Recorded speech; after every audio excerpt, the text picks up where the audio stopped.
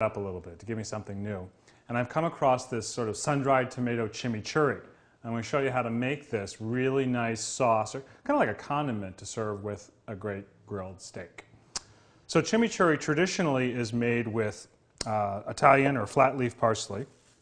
So I'm going to take a bunch of that.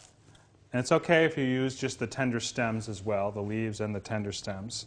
And then very often there's oregano or sometimes cilantro. So I'm going to use a little bit of cilantro in this. And we're going to puree this just like a pesto. And like a pesto, it's going to have some garlic.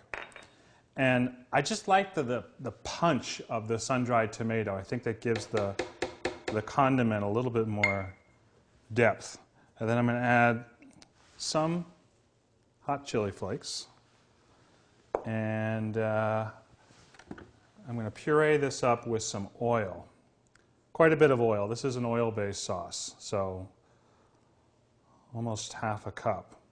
Enough till you get that sort of smooth pesto consistency. So we'll just start it here and see how it goes. And then we'll add some salt and pepper to taste as well.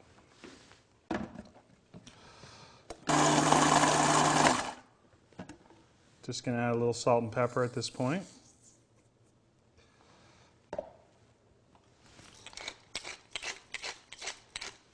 And probably the most important thing that you can do in cooking is taste your food before you serve it.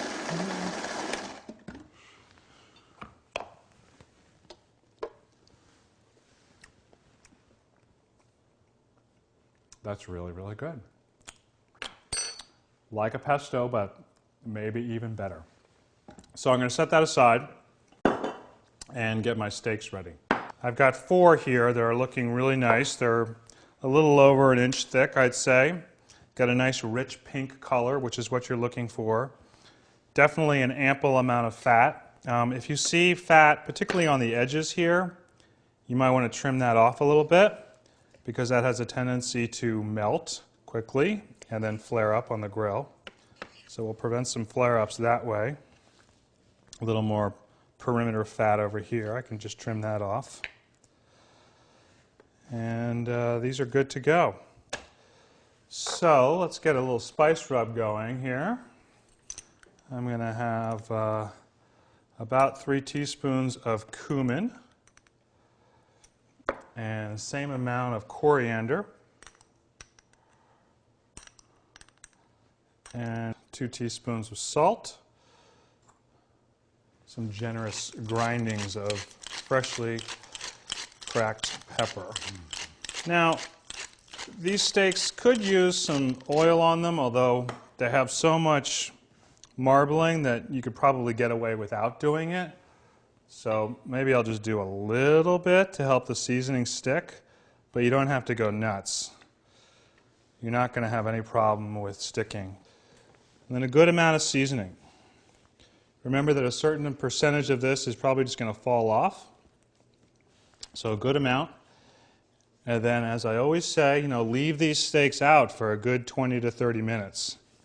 You'll find that the salt will begin to draw a little bit of moisture to the surface of the steak, and that begins to be the foundation of this crust, this really flavorful crust that develops on the outside of the steak.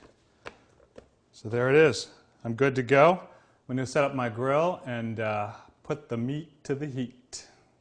Now I recommend grilling steaks like these directly over high heat. That's where the flames are right underneath the food. And when the steaks hit that preheated grate, you want to hear that sizzle and see that smoke. Those are really good signs that you're getting a good sear on the surface of the steak. You want to close the lid as soon as possible and trap all that good smoke and heat. And then turn the steaks after about 3 or 4 minutes when they've got some nice caramelization going on. And sear them on the second side. Again, the idea is to develop that really flavorful crust. Cook them for however long as you like, whatever doneness you prefer, but medium rare is going to take somewhere between 6 to 8 minutes total. And then they're going to come out looking gorgeous, just like this. Beautiful grill marks, nice flavor on the outside, beautifully juicy on the inside. I hope you'll try this recipe. It's a real winner, and I hope you'll agree with me that This sun-dried tomato chimichurri is a great new condiment for grilled steaks.